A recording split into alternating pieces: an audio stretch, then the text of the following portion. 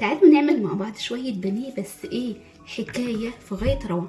انسوا اي طريقة انتوا بتعملوها واعملوا الطريقة دي، بجد تحفة وجميلة جدا وبحشوة جميلة. ايوه الفراخ دي محشية من جوه. تعالوا لما نشوف حشيناها ايه وكمان عملنا التتبيلة ازاي، وتعالوا نفتح واحدة مع بعض ونشوف شكلها عامل ازاي.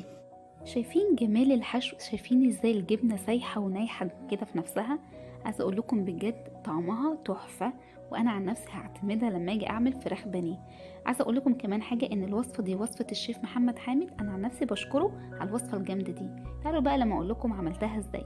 عندي هنا الفراخ متقطعة سميكة شوية، يعني بتخلوا بتاع الفراخ يقطعها لكم سميكة شوية، وبنغسلها كويس بالطحينة والملح والجنزبيل والليمون، ونشطفها كويس ونسيبها تتصفى. التتبيلة عبارة عن مية بصل وطماطماية مبشورة ومعلقة كبيرة من المستردة، وهننزل بالبهارات 7 بهارات وفلفل اسود وملح ورشة من جوز الطيب. ودي كده التتبيلة بتاعتنا.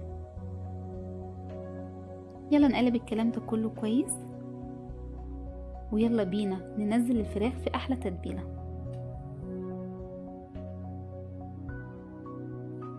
ونقلب كويس خالص علشان اتأكد ان الفراخ كلها اتبلت كويس.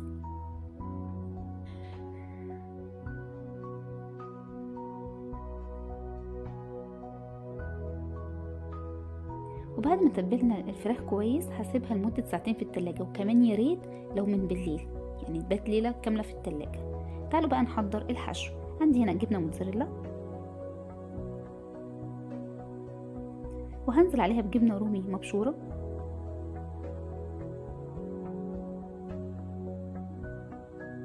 وهنزل كمان بقطع صغيرة من اللانشون او السلامي، وعندي فلفل الوان.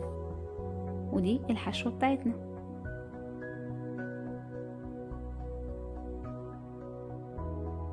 تعالوا بقى نشوف هنعمل ايه في الفراخ بعد ما طلعناها من التلاجة.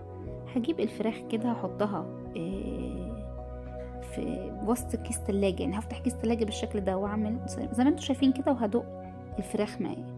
كل قطعة هعمل فيها نفس الشكل ده علشان انا عايزة القطعة تبقى رهيفة جدا.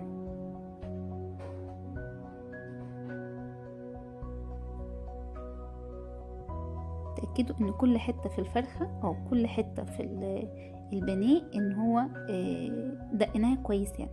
ويلا بقى نحشي قطعة الفراخ.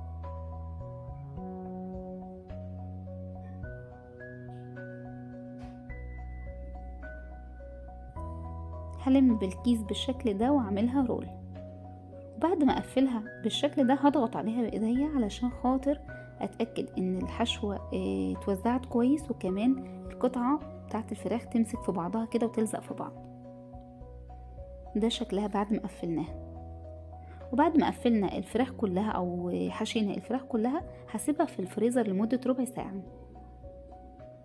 وتعالوا نشوف الغلاف اللي من بره. هيبقى معانا بيض في لبن ودقيق وبقسماط.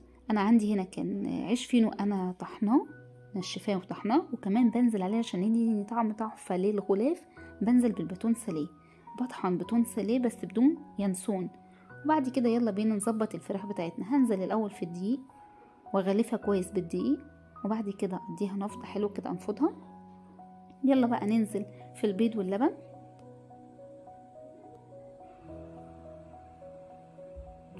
يعني خلي البيض باللبن يغطي القطعة كلها. وبعد كده يلا بينا ننزل بيها على البقسماط. عايزه اقول لكم حركة البتون ساليه ده بتخلي الغلاف الخارجي تحفة. وبعد ما نعمل بالبقسماط كده اضغطي كويس خالص علشان نتأكد ان الغلاف اللي من بره ده ما يقعش يعني او حاجة. وده شكل الفرخة بعد ما غلفناها بالبقسماط. ويلا بقى في زيت غزير هننزل، يكون سخن جدا. وبعد كده اول ما بننزل بالفراخ بنهدي النار، خليها وسط. يعني شايفين شكل البانيه ازاي تحفة، والغلاف ما فكش ولا حاجة، وطعمها في غاية الروعة بجد. شكرا شيف محمد، طعمها تحفة، جربوها ومش هتندموا، وبجد وصفة جامدة جدا. باي باي.